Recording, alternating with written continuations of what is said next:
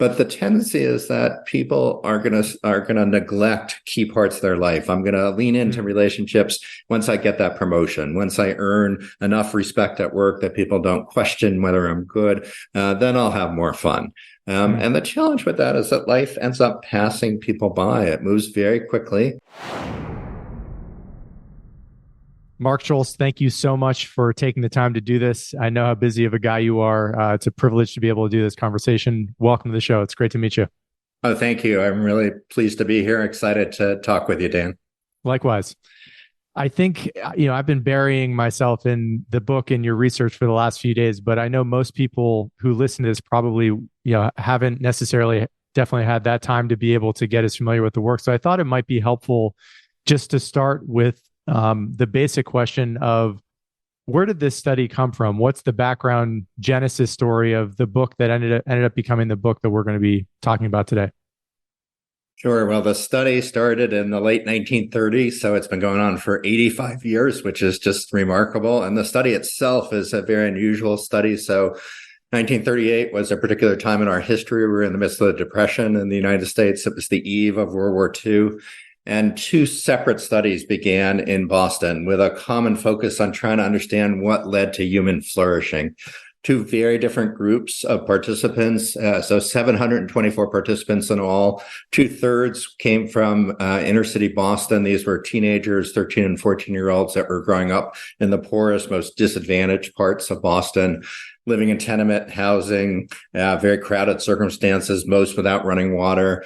Almost 2/3 had come from immigrant families. Their parents had come to the United States fleeing poverty or discrimination. So a sample that was really facing real struggles in life, but the focus was on trying to figure out how some of the kids under that circumstance might actually thrive, what factors led to their flourishing. And then across Boston, just outside in Cambridge, was the remaining 1/3 of the sample. This was a separate study at the start focused on what they thought of as normal development. And what do you do if you're interested in normal people? You go out and you find Harvard men. That's what they thought in the 1930s. And they were interested in how they basically made the transition into young adulthood. They were interested in following a group that appeared to be on a track of success and trying to understand, again, the factors that led to flourishing in that group. Both groups followed very closely, interviews, visits to their homes, observations of their interactions with their parents, lots of questionnaires, basically every 2 years throughout the length of the study. Medical records, lots of poking and prodding and measuring at the beginning of the study as well, physical measurements. And then every 10 years or so, interviews. Study was really interested in the lived experience of participants. So the interviews and open-ended questions, along with traditional psychological questions, really important along the length of the study. Over time, we included the spouses of the original participants, and now we're studying more than 1,300 of their children. Last 20 years, we've also brought in more modern techniques like brain scans and blood assays to understand what's going on under the skin. And we bring them into the lab and do things like stress them out to see how their bodies respond to stress and how they recover from stress. So that's a study in a nutshell. It's really quite remarkable. I think you also asked how I got involved. I got involved about 20 years ago. Bob Waldinger and I, Bob is the co-author of The Good Life along with me, basically took over the study from the third director, George Valiant, about 20 years ago, and we've been involved since.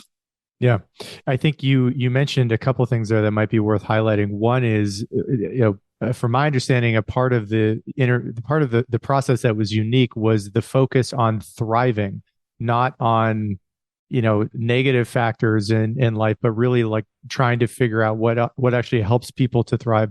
And the other is just the intensity and length. My understanding is that it's the longest, I think, longitudinal study ever done of this kind. I wonder if you could speak to that a little bit. Yeah, each of those things that you just said are absolutely true. So, this idea about focusing on thriving, particularly unusual when we were experiencing so much challenge as a society during the Depression. Fascism was on the rise. World War II was about to start. But these folks, two different sets of investigators, had this idea to focus on human thriving way before the idea of positive psychology was a thing. So really important. It is the longest study that we know of that's really focused on well-being and happiness and followed people this closely across time. So those are some of the things that make this study very unusual. We've really gotten to know these 724 families, the original participants, their spouses, and now their children. We have file drawers full of information, correspondence across the years, answers to the questions that we asked, notes from the interviews. So these are like big family albums, but carefully curated and collected by scientists across time. So very unusual for any study to last more than 5 or 10 decades, let alone 8 decades. So really feel fortunate to be connected to the study and grateful to these participants who have been so generous with their lives. Totally. And this is a very basic question, but what did you find? So I'm a scientist, and basic questions and simple answers are not sort of what my go-to instinct is. But when Bob and I sat down and said, do we have something to offer? Is there information from the study that is worth trying to share with people beyond just the academic journals that it's been presented in hundreds of times, hundreds of articles from the study? And we did a little bit of work to see whether there was a kind of simple message in some of the data. And lo and behold, we realized that relationships are at the core of our emotional and our physical well-being. So in the book, we say it's relationships that keep us happier and healthier throughout the lifespan. The happier part isn't much of a surprise to most people. It wasn't a big surprise to us. We know that relationships are important for our happiness, our joy that we experience. Much of what those sort of peak moments in life, we often experience in the company of others and often because of those connections. But this idea that relationships are so intimately connected to our physical health was the surprise. When we started thinking about this 20 years ago, we were trying to make sure that, as a good scientist does, to make sure that this was a finding that was happening in other studies. It wasn't unique to people born in Boston in the 1910s or 20s. And this was, in fact, a finding that a number of other research studies were beginning to find across types of methods. So research with animals, with humans, longitudinal research, experimental research. And now 20, 30 years later, we're beginning to understand why it is that our physical health is so connected with our relationship health. So that was the surprising part. And that's the simple take-home message. Relationships are really critical. Lots of other findings, but this is what we talk about in The Good Life. We also like to important interject. This is a study that also suggests that you want to take care of your body like you're going to have it for a really long time. So smoking's not good for you. Excessive drinking's not good for you. Exercise is good, and getting to that doctor on occasion is really important too. And I know you've addressed this in prior interviews that I've come across, and this is another basic question, but I think it's one probably spending a little bit of time on. The emphasis from my reading of the book and what you have shared in other interviews is really on good relationships. And I'd love to give you a little time to flesh that out a little bit. What exactly does that mean? Right. So when we say relationships are important, the first thing I want to say is it's all types of relationships. So people have a tendency to hear when I say that, it's got to be an intimate relationship, a relationship with a partner. And I haven't been so successful at those kinds of relationships. It's okay. Relationships are so important that we tend to need to spread the function of relationships across many people. Good quality relationships are the key part. So some of what we're looking for is the ability to trust someone, to depend on them, a sense that they know important parts of ourselves. So that word intimacy is about letting other people know things that are important to us. So we want other people to know us, to understand us. The kinds of supports that we need in life. So we all need support. We face challenges. Are really critical functions that relationships serve. So figuring out ways to navigate during a challenge or a major stress or a loss, we often turn to others, and relationships turn out to be really important. So the quality of the relationship is critical. In the study, we had a question that we like to highlight as a kind of indication of what's important. And that question was, in the middle of the night, if you're sick or scared, is there someone you can turn to? And some of the participants in the studies listed 10 people, and some couldn't list any. Even if they were sleeping with someone by their side, they couldn't depend on that person in that context. So when we say have your back, we're talking about someone who's going to be there when we face life's challenges. Yeah. And the word that I came across in reading the book, and you alluded to this a little bit before, is the protective aspect of having these kind of relationships in your life for your physical well-being. And I wonder if you could spend a little bit of time speaking about that, of the Yeah. shield, the kind of protection that these relationships really seem to give people. Yeah, it's kind of amazing. I've been a researcher of relationships for almost 40 years at this point, and I hadn't stepped back and really thought about all the functions that relationships can serve until Bob and I sat down and started to write about this in the book. So relationships are places of joy. Joy and happiness helps us recover from challenge, including stress. They give us a sense of who we are and our identity. But a particular function they serve is in maintaining our health. And there are a few ways that relationships do that. One way, which is maybe a little less sexy for folks today, but still really important, is people who are important to us remind us to do healthy things. So my wife might say, "Did you make that appointment with the doctor?" And I'd say, "No, not yet. Yeah, but I'm going to do it." Right. So that kind of nagging, which I don't experience as nagging from my wife, is really helpful. Friends remind us to exercise. We actually often do that with friends as well. So the kinds of behavioral things that relationships push for, they nudge us towards, are also important. But the sexy stuff that scientists are really excited about is trying to understand how relationships get under our skin, literally, and affect our body. And the easiest way to think about it is that when we're stressed out, there's a cascade of things that happen to our bodies. So stress hormones start to cascade through our bodies and into our brains. A result of that over chronic periods or longer periods of time is that our immune functioning begins to decrease. We become less resistant to bacterial infections and viruses. We experience higher levels of inflammation, and inflammation is intimately tied to many of the diseases of aging. It's something that doctors are working hard to help patients figure out how to reduce inflammation. And we know from a number of studies, and I can give you some examples that I think are helpful in just a second, that good relationships, good quality relationships help reduce inflammation. They help improve our immune functioning, and they generally help us cope with stress. They help us recover from stress quicker, and they protect us to a certain extent from stress to begin with. So that is an emphasis in the book. It's so exciting to think about these mechanisms to really understand how it works. And maybe it would help. Should I give an example, Dan, of one of those studies that we highlight in the book?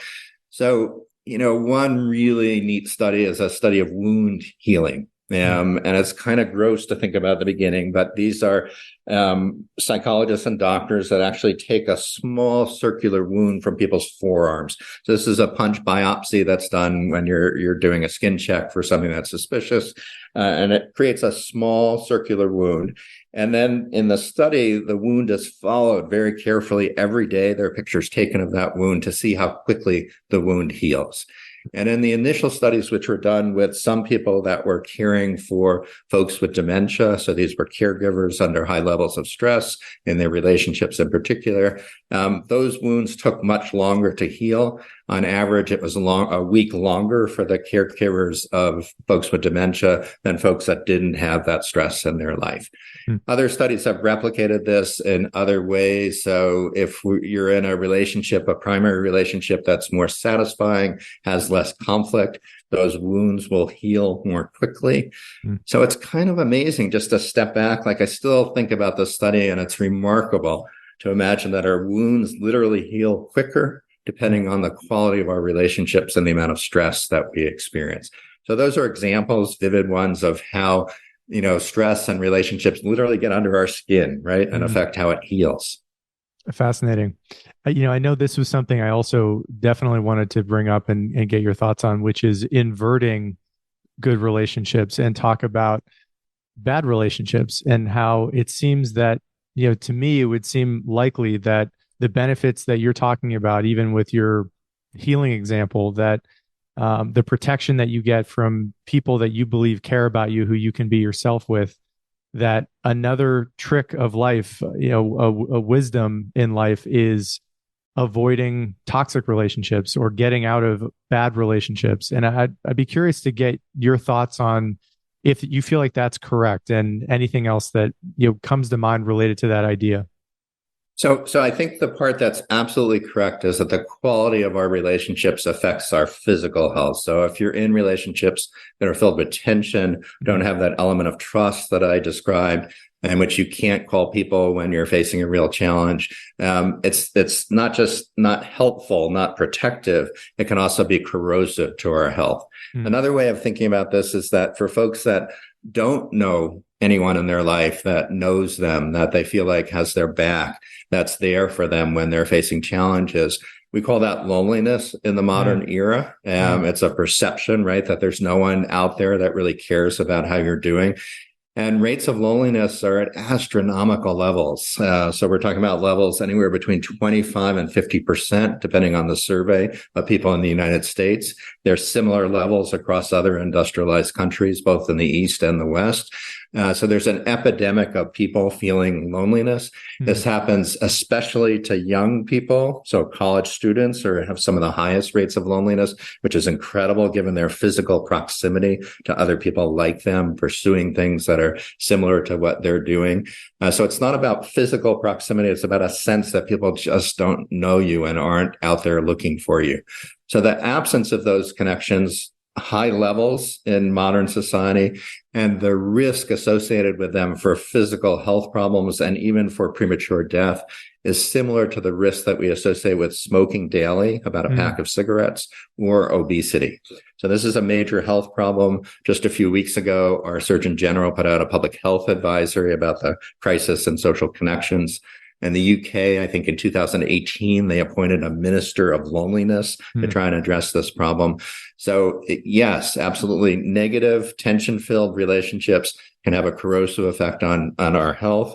The absence of connection can also have a corrosive effect on our health as well. Yeah. One thing you said, Dan, I think is really important, and we work hard at this in the book. So relationships that are depleting or filled with tension are relationships that we don't just want to get rid of necessarily. They may be with people who are important to us. They may be our partner, for example.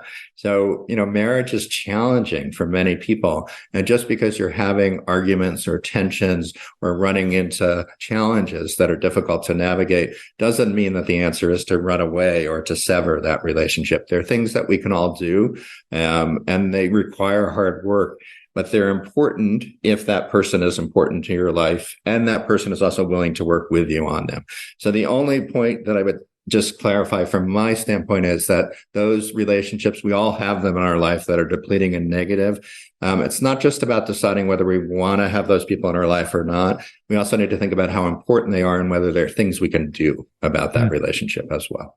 I think that's such a good point. And I think that's something I've heard you stress in other interviews that I've heard you give, which is and this is a theme I've heard from other people I've spoken to on the podcast, of the importance of, a good life also includes struggle. And to your point about the necessity of having to work through difficult times in important relationships, and the wisdom of probably knowing the difference between, when it's time to walk away and when it's time to just double down and put a little bit more effort in.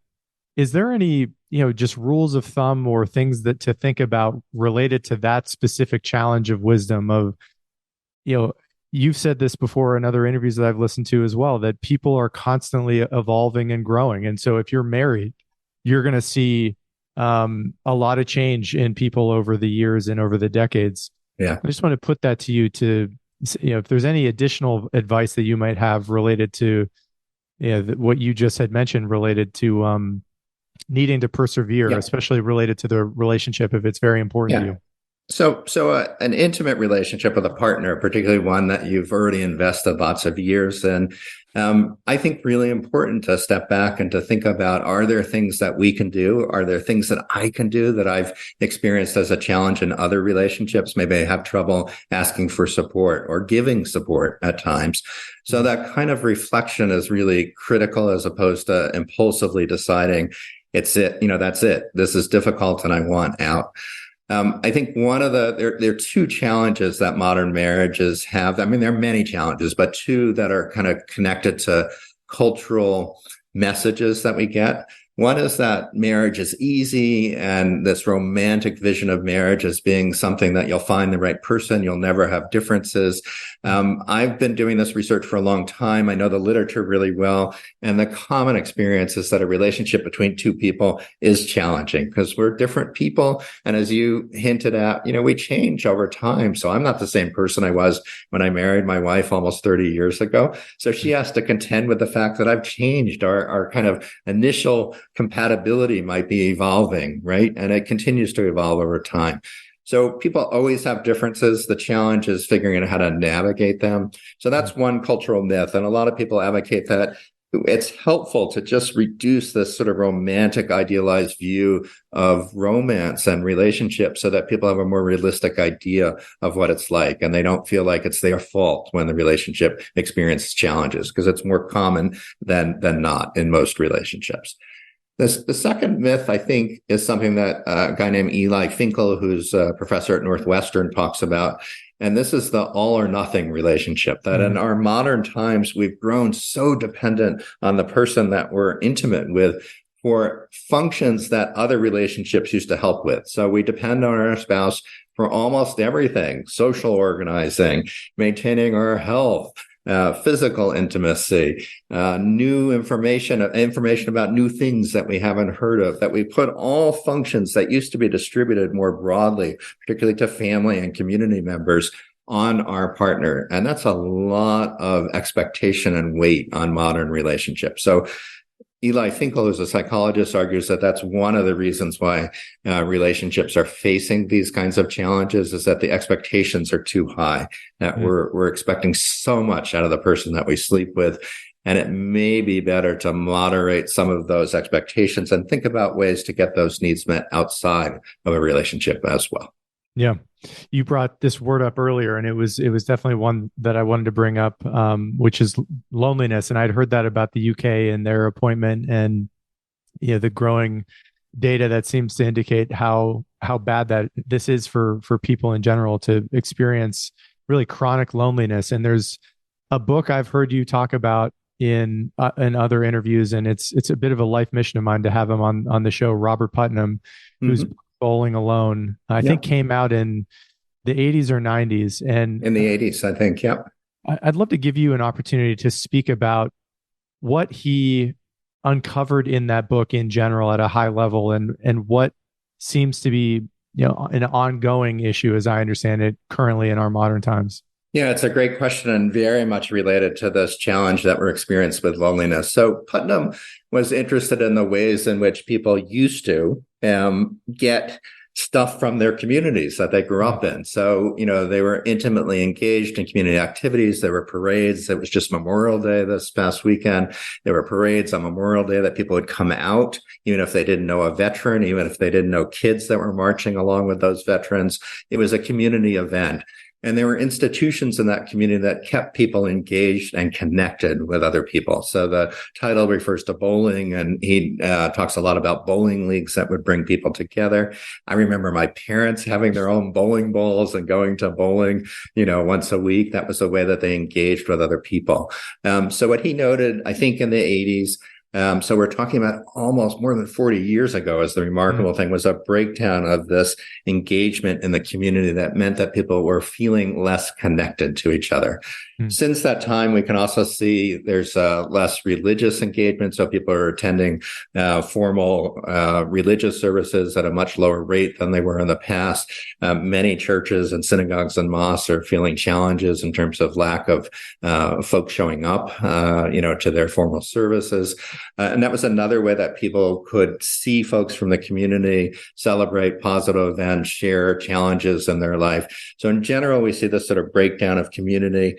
Long before Putnam was writing, we were also a highly mobile society. It's only gotten more so. So people often move away from where they grew up, which means that those supports from their family members, from their schoolmates, from the institutions that they know in the community, they've lost when they move to new places. So if we combine that now with some modern changes since Putnam wrote that book, and the changes are really about new ways of communicating via technologies, we're having a real crisis in connecting with other people at the community level, and certainly at the relationship level as well. Yeah. And I believe I heard you say this as well. This is a conversation you were having with Michael Shermer about the big five personality traits. And if I remember correctly, you said that there was evidence to support the idea that COVID itself had affected, in general, Americans' average results to the big five personality tests in a negative direction. Would love to give you an opportunity, if that's correct, to speak to that as well. Yeah, no, there's definitely a study. I don't remember the details of the study, but they gave the big five personality traits are five kind of master traits that we think summarize all of the differences between folks in terms of their personality.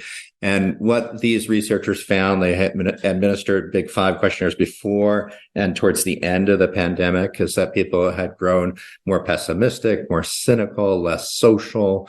That there are a variety of changes that were small, but they were noticeable in that study. And what I like about that study is that I think it's consistent with certainly my experience at a university. I teach at Bryn Mawr College. I've been there for 26 years. And the pandemic was challenging in all sorts of ways. I taught in person every semester except for that spring semester of 2020 when the pandemic first broke out. I went to remote teaching, but I taught to a classroom of students that were masked, and I was masked as well, which creates a kind of separation. We had to go hybrid sometimes when there are outbreaks of COVID or when students were sick. I had to make available the class material online. And that creates a kind of separation that I think has made us more suspicious about other people because we're not seeing people's full faces and their expressions, which connect us. And it's also made people wary about connection again. So I think we're all trying to figure it out. Really important to think about young people and their sort of critical developmental periods that were affected, but all people across all generations, I think, are still getting used to being socially connected in the ways that we were before. We're kind of out of practice. And that's a kind of another theme in the book that, our social fitness, as we talk about it, is really a key thing that we need to think about being more intentional about, just like we are in our physical fitness. That what we learn by following people across 8.5 decades is that relationships wither if we put them on automatic pilot. And this has become even more critical today, again, because of the mobility we have, the breakdown in communities, and these ways that we can maintain some connection online, but it's not quite the same as online connections. We really need to be more attentive and intentional about our social connections to others.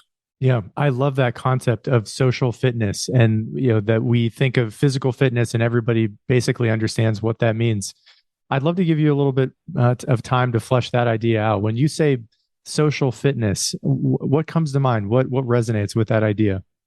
So it's a few things. One is, it's a metaphor, and we're really trying to encourage people to be intentional, to really be planful about their connections to others. So I had a tendency when I was younger, let's just see how it goes. I won't worry about planning. That's something young people do. And partly it was a luxury or privilege of being young. When I was in college, I was surrounded by lots of people. There was going to be a party somewhere. I didn't always have to plan on my social outings.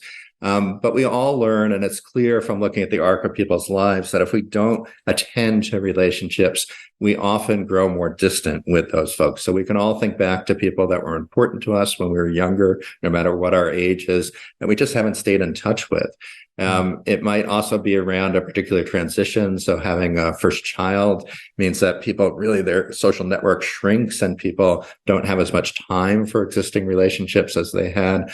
When we retire, we lose the connections that we have at work. So we need to be intentional in thinking about how to make time for those connections.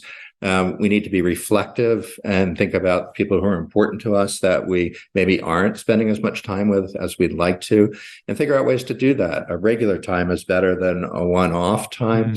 So my colleague who I wrote this book with, Bob Waldinger, and I got to know each other 30 years ago.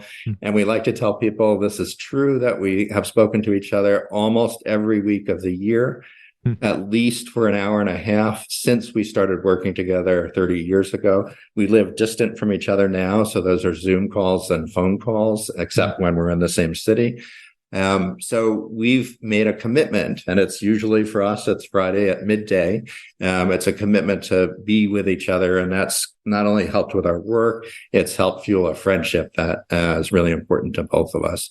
It also means being present when we talk to people. So one of the things that makes life more challenging than it was in the older days is that we have phones and screens that are really good at grabbing our attention. So time use studies suggest on average Americans are spending about 11 hours a day on screens, which is just incredible.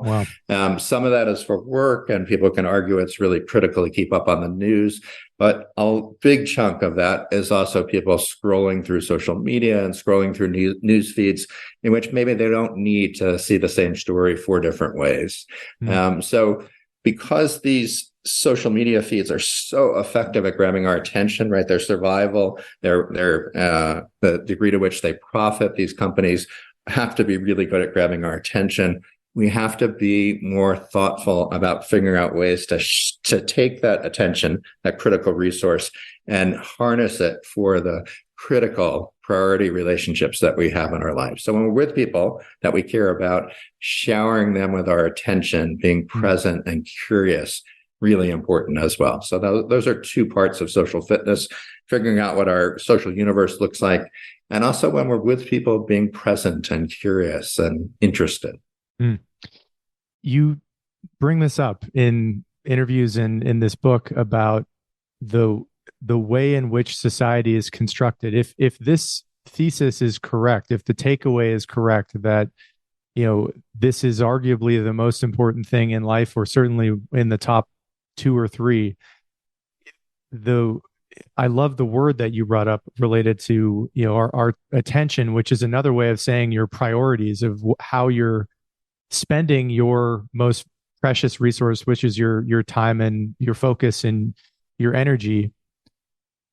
If you move the clock back 50 years into the 80s when Putnam started noticing this up until now, and you just touched on a couple things that may have contributed to the change in the society that we both live in terms of the distraction and the new technology. But in your mind, what's really who are the culprits here, right? If this is that important to people, it seems like there's a misalignment in what our culture is prioritizing and even what we're being encouraged to go after.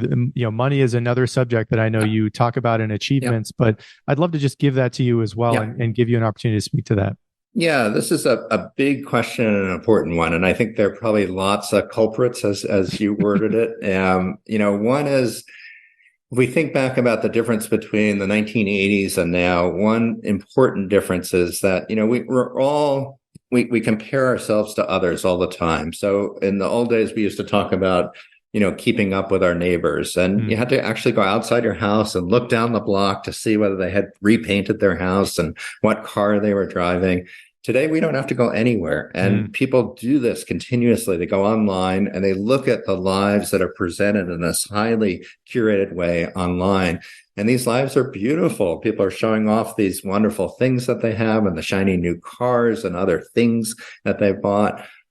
They're showing pictures at the beach and at the best parties, and all of us find ourselves lacking in that circumstance. So there's a kind of vicious social comparison that's fueled by these new technologies. And this is happening all around the world. So, a kind of interesting social phenomenon is that, we are creatures of comparison. In the old days, many people were growing up in circumstances that they didn't know how much better other people's lives were. And now around the world, we have access to media that tell us how people are living and the things that they have and what we're lacking. So I think that's really important. And along with that, the media has gotten more efficient at giving us messages about what they think are important in life. So maybe it's money or achievement or owning certain kinds of things. Hard to compete with the kind of pervasive nature of the media, since we're carrying around that media in our pockets and our phones all of that time. So I think that's part of it. And then I think there's a kind of uncertainty that this younger generation in particular is experiencing. I mean, we've faced uncertainty before, and I want to recognize that the folks that we study were born in the 1910s and 20s. They experienced the Depression. There turned out to be an incredible world war that most of them fought in. So it's not that this generation is the only generation that's faced challenges or uncertainty, right? World War II, there was uncertainty about whether the world would exist. But there are acute concerns about our economic future, about the effect of climate on our very existence, that I think this generation is feeling particularly. So when we combine that with this kind of social comparison, with this increase in loneliness and kind of sense that people don't really care about us and have our back, I think that's part of what makes life challenging today. I was going to say this to the end of the conversation, but it might be a good time to bring it up now. What, for yourself, what advice would you give to people who are noticing these trends and are, you mentioned one idea that people can do, which is that when you're around people physically, I see this constantly, I'm sure you do, where people are out at dinner together and they're staring at their phones and adding to that 11-hour mark you were mentioning, that on average people are staring at screens for the day. What can people do, or what advice would you have for others or even yourself for, pushing back against the general prevailing trends that seem to be, going on in our society right now? So I think a central part of it, if not the primary part, really needs to be nurturing our connections, right? So I'm going to go back to social fitness, that this idea is so important. It's so easy to neglect. So young people, again, I work at a university, so I'm very familiar with this. When we're young, of course, we're going to be focused on trying to figure out what we want to do, trying to figure out a path toward success, whatever that means to us. And there's tremendous uncertainty about that compared to folks who are often later in their, career path and perhaps later in their life. So those are really challenging. But the tendency is that people are gonna neglect key parts of their life. I'm gonna lean into relationships once I get that promotion, once I earn enough respect at work that people don't question whether I'm good, then I'll have more fun. And the challenge with that is that life ends up passing people by. It moves very quickly. One of the things, again, about watching people develop across 85 years, it sounds like a long time, but boy, at least at my vantage point at 60, I feel like life is short, that we need to prioritize the things that are most important. And that means leaning into those connections with others. They give us all sorts of dividends. It turns out if you want to do well at work, cultivating relationships also has tremendous benefits and dividends as well. So I think that's a key part of it. I think the other part, which again, for me, it comes from, I was always an amateur historian, but when I started working on the study, this gave me a way to channel some of that, or at least to dig deeper. This generation had it tough. I mean, again, grew up in the Depression, faced with the decision about whether to volunteer to serve in the military. 91% served. Almost all of them had volunteered. This was an important cause. Life is challenging today, I have no doubt. And I think young people experience it as unusually challenging, like generationally challenging. But if we look back over the arc of history, I grew up in the midst of the Vietnam War, and I was frightened when I was a kid. I remember having conversations with my dad about, would I have to serve in the military? The war sounded terrible from the communities that I was a part of, that my parents were a part of. Would I have to, go to war? So there have been uncertainties and challenges across all generations. And I think the perspective we need to take is that life does show us lots of challenges, both at the societal level and at the individual level. It's really about meeting those challenges. So this generation that served in World War II, they describe that experience as the scariest experience of their life. For many, it's the worst experience. But those same people, when they're pushed a little further, say, in an unusual way, it was also the best experience of my life. I did things I never imagined I could do. I made connections with people that literally made my life safer, right? They depended on other people in that foxhole in a way that maybe they haven't since the war ended. So they told us that they grew from that experience. They learned things about themselves and capacities that they had that they didn't know ahead of time that they had. So part of the trick is taking that perspective and recognizing that there certainly are unique challenges that our younger generation finds today and other people that are alive. But all generations have had their challenges. Some things are better than they were 100 years ago. We can talk about those challenges in a way that we certainly wouldn't have talked about as a society 100 years ago. Yeah, I remember you mentioning that many of those people that fought in that war said it was a bit of a paradox, that it was both the best and the worst thing that ever happened in their life. And I know the book is filled with a lot of anecdotes of stories of people that have been a part of this study over many, many years. And you spoke earlier about how that's expanded into their spouses and now their children.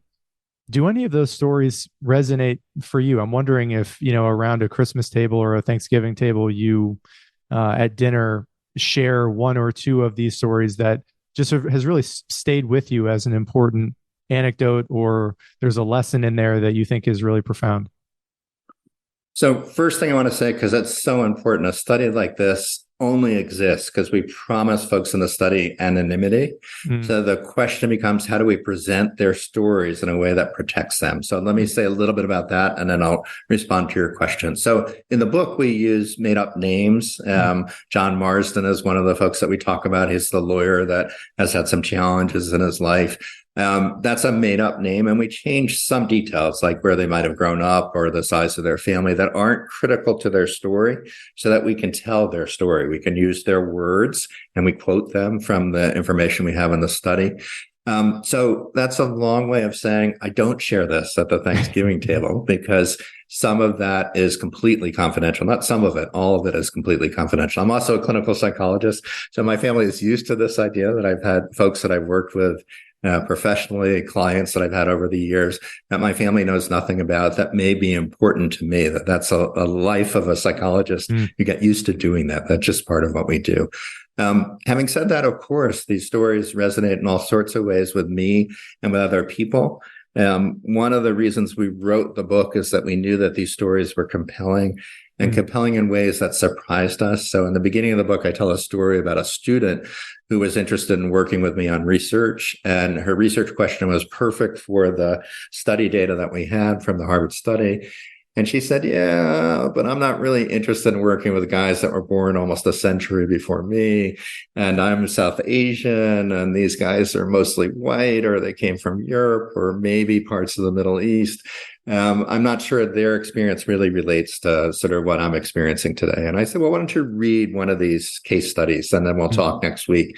And before that meeting, and this is a story that's been repeated a lot for both Bob and I, before that next meeting, she says, forget what I said. These experiences are exactly what I'm thinking about when I read about what they were thinking about on the eve of World War II, where they were thinking about their careers and their desire to have a connection with someone, a partner that really cared about them, and they experienced love. These are the things that I'm thinking about as well. So part of the beauty of these stories is they come from a different era. Many of these folks have kind of ancestry or grew up in areas that other people haven't grown up in, but their stories they're aspects of those stories that are truly universal. And we have folks from the poorest neighborhoods in Boston, and from the Harvard sample, some folks that grew up in very wealthy families. So, there are a bunch of stories that I really like. Henry and Rosa are a couple that we start the book with. And there's a kind of beautiful story late in the study in their 80s. We asked all of the participants that were in intimate partnerships to talk about the nature of their relationship. And we have a structured way that we do it. So we start off by asking them about their biggest fears in life. And Henry, who lived an incredible life, grew up poor in the West End of Boston. Dad was an alcoholic. He moved away to Michigan, had a decent life, but a complicated life in Michigan, working in the car industry, and then faced a bunch of challenges. He had one kid who developed polio, was quite sick, and then died. another daughter who experienced her own challenges in life, got married to a man, and later figured out, or was more honest to herself, that she was gay and shouldn't have gotten married to that man. And that relationship ended, and then went on and had a wonderful long-term relationship with a woman. But Henry and Rosa, late in life, were very much connected to each other. And Henry's greatest fear is that his wife would die before he died. That was his biggest fear. What's wonderful about them is their ability to talk about these concerns and worries, to talk about their daughter, Peggy, who got married and then realized that this was not the relationship for her. Throughout the challenges that Henry faced, he kind of leaned in and figured out ways to meet those challenges, even when it wasn't easy, to be there for the people he cared about, and to, I think, be curious about the experiences of others. So Henry and Rose are adorably cute, very committed to the study. We start the book with them partly for that reason. They're some of our favorites. Yeah. I remember being the age of your students, and being young and being extremely ambitious and being open to sacrificing large chunks of my life for work and for achievement. And I still think there is a place for that in a good life. But I'm wondering if, after your experience with this book and this research, if during office hours, when young 18, 20-year-olds come to you looking for life advice, if your opinions in general about what really matters has changed, and what you might say to people like that now. Yeah, so I think about this a lot. I mean, I definitely have lived a life that has included some ambition, and I've become a professor and I've worked hard. But I'd like to think this might be the hint for me. My dissertation was partly focused on balance of work and family life, but this was a topic that I was thinking about from an early age, trying to figure out how to balance those two really critical things. Some ways I've been lucky, like I met my wife in graduate school, and, we've had a relationship going on close to 37 years now, I think it is. It's a very close connection that I've really grown from. And I feel like my wife has helped keep me grounded in relationships, not just with her, but other important people in my life, and certainly the two boys that we've raised that are now adults.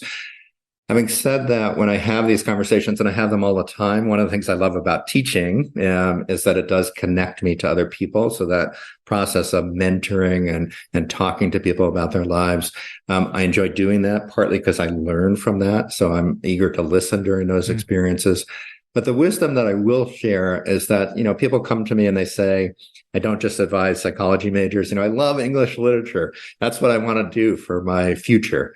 And I say, well, that's great. That kind of enthusiasm and passion, a sense of purpose and excitement, really, really important. But life is not like school. It's not like taking a class. So if it's psychology or physics or English literature that you get excited about, the key thing is thinking about how you're going to do that. So what does it mean to do English literature? You're going to be reading books by yourself? Are you going to be writing by yourself? Are you going to be engaged with other people as part of an editorial team, or part of a team that, writes a book? So I wrote a book with a person as opposed to writing a book alone. So thinking not just about the content that gets you excited, but thinking hard about how you actually do it, what your day-to-day life is like, is really important. And I often tell the story. I love the story probably too much, but I was interested in neuroscience, really interested in it when I went to college. And right before college, I had an opportunity to do some research in that area. I was so excited. I was going to study the visual system of goldfish. And intellectually, it was really interesting, but I learned very quickly that goldfish don't talk much. And I felt really alone that summer. The work was meticulous, and I don't mind that kind of meticulous work. It's partly why I do research. But I didn't get a lot of feedback from the goldfish. And I learned quickly that whatever work I do, a good portion of that day, or a significant portion of that day, needs to involve interaction with others. For me now, it's teaching, or mentoring students, or discussions with colleagues, or even discussions like you and I are having right now. That's an important part of my day that needs to be social. Otherwise, I miss it. Yeah, I can totally relate to that. I think that would be difficult for me as well to do that kind of work. And that kind of dovetails into another subject that I wanted to ask you about, which is obviously, the human population. There's a wide spectrum in personality types and preferences. And I'd love to give you an opportunity to talk about that, and what for people that are either extremely extroverted or extremely introverted, whether there is a correct rough number of friends, close friends, good relationships to really have, how you think about that problem Yeah. given the variety of Yeah. humanity in general. Yeah, another really good question and a common question that people ask. And I think it's important to recognize we come in a variety of flavors. Some of that has to do with how introverted and extroverted we are. I'm a believer that these aren't sort of rigid boxes. These are kind of fuzzy boxes. So some of us are introverted in some ways and extroverted in others. But there's no question that some of us thrive more one-on-one or with two people rather than being at a party or a large social gathering with lots of people in which there's more noise and activity and energy. And that's often thought of as part of that introversion, extroversion dimension. First critical thing to say is that introverts really need connections too. They may just not need to be in a room with lots of people and lots of noise, and they may need more time to recover, to be alone and to recover after being in that kind of situation. This question about how many is ideal for any person is a really hard question to answer. It's probably very personal. It's not just about personality. It's also about circumstances. So there are points in our lifespan where we shrink our social networks. Again, when we have a kid, in some ways we expand them. We're dying to get information and, sympathy from people that are having like experiences, but our old friendship networks, they're harder to keep up when we're engaged in that kind of intensive activity. So the circumstances help determine it, our personality help determine it. What the literature says is that, yes, extroverts have larger social networks generally. Larger social networks have a small connection to well-being, both emotional well-being and physical well-being. The larger, the stronger the positive benefits are. The biggest benefit, though, is likely to be as we go from zero, remember those lonely folks that have no one, to one or two. And after that, I think it may depend a lot on circumstance and personality as to what the benefit may be. But there's also a practical piece, and this goes back to this idea about the all or nothing marriage, that relationships can give us so many things. It would be unusual that we could get all we need all the time from one person. If you're that person, you're really lucky if you're able to get that from another person only. But many of us need multiple things. So there are things that I get from, the person who cleans my office at work. I love to see that person and connect with that person and talk to them. But I wouldn't consider them a central part of my social network. When I meet someone, when I'm traveling, there's a kind of jolt of energy that I get from that kind of connection that can be really important as well, even though I would put myself on the introverted end of the spectrum. So the exact number is probably very personal and it probably depends a lot on circumstances. But good quality, to some extent, more is better than fewer. Yeah. Mark, I know we're getting close to the end of the conversation. I just want to say how much I loved your book and love its message, and how I think if people really take it to heart, it has an opportunity to really improve our republic. You mentioned that it was Memorial Day yesterday, and I have to think that part of what has undeniably fueled the tribalism in our culture over the last 40 years is a disconnection among people who disagree with each other, and a lack of exposure to others that is very easy to view them as the enemy if they're not in your bowling league, or if you don't see them at church, or you don't see them in the neighborhood like you would have 50 years ago. And I think it's an optimistic message that I hope people will really give some time to think about. I want to close on what I think is probably for most people the most important relationship. And you just talked about intimate partners and marriages during the conversation. And maybe there are two parts to this I'd love to maybe close on getting your thoughts on. One is what people in your mind should probably be prioritizing when they're looking for, a longer term relationship, if that's something that they might be interested in, and also how they can become that and be worthy of a great partner themselves. And then the second part, which is to me, something I know you and your co-author have spoken about, which is that for people who do not enter long-term coupledom, that is not necessarily a death blow to their ability to have a meaningful and flourishing life. That there seems to be evidence that these people can find ways to enrich their social lives that don't necessarily depend on a primary partner in the traditional sense. Maybe we can close on that. And I'd love to give you a little bit of space to speak on those 2 points. Sure. The second one is easier in some ways. So you said it well and very clearly that it's not just about having an intimate partner. It's about taking advantage of the connections that we have for others. That's part of life, both the good parts of relationships and the challenging parts. And the people who thrive in research studies after study are the people who are engaged in those connections. So, marriage is tough. Some people aren't into marriage on a kind of ideological basis, or it's not for them.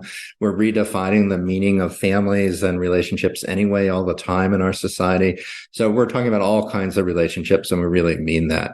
The first question is a really interesting question, and the way most psychologists start to answer it is that we're not so good at predicting what relationships will work. And I think that that's true. It's really hard for psychologists to figure this out. There's a certain amount of magic and kind of unknown alchemy that makes relationships tick. But here's what I would say this is based partly on research and based on just being around for a while and being interested in relationships. I think when we're younger, we tend to underestimate how important the kinds of social and emotional dynamics are of relationships. So as I look back, there was a time in my life where I really liked people who were very controlled in their emotions. It was important to me to be around people like that. They weren't very needy. They didn't ask for a lot. There were clear advantages to that. As I look back at that, I realize I missed out on people who might have been a little less controlled, but would have also brought great joy to my life. I'd like to think I've gotten more flexible on that dimension. I have people in my life who may have a range of ways that we handle emotion, but we can reflect on how each of us were raised, the kinds of things that we liked in terms of the emotional challenges and the ways we responded to emotions in our families, the ways our parents responded or our friends or our family members did. And I think a certain amount of compatibility or tolerance for those kinds of emotional styles are really important. So my wife is a psychologist too, although we knew each other at the very beginning of graduate school in some ways, so we grew together as psychologists. I didn't come from this background. It was new to me, talking about feelings and problem solving around feelings to the degree that we did. My wife was a comfortable partner to do that journey with, both professionally and in our relationship. So we need to find people that we're comfortable enough, we feel secure enough and trusting enough that we feel safe with them when it comes to emotions. But we also probably need to push ourselves a little bit. Other people are not going to have the same style that we have. They're going to be more or less emotional. They're going to use different strategies than we do. And I think knowing what makes us feel safe and secure is, and thinking about that in a reflective way, that's important. It's not just what they do, or they like the sports that you like, or the same team that you root for, or have exactly the same interests. None of that, I think, in the end turns out to be that important. But this emotional compatibility and trust and safety is really important. Fair enough. I think that's a great place to end. Marc, it was so wonderful to meet you. I love the book itself, and I want to just thank you for all the effort it took, I'm sure, to put this together. I really appreciate the time, man. It was wonderful to meet you. My pleasure. And you've said a few times that I didn't say thank you to you, both for this conversation, but also for your kind words about the book. But pleasure to talk to you today. Really a pleasure. Likewise.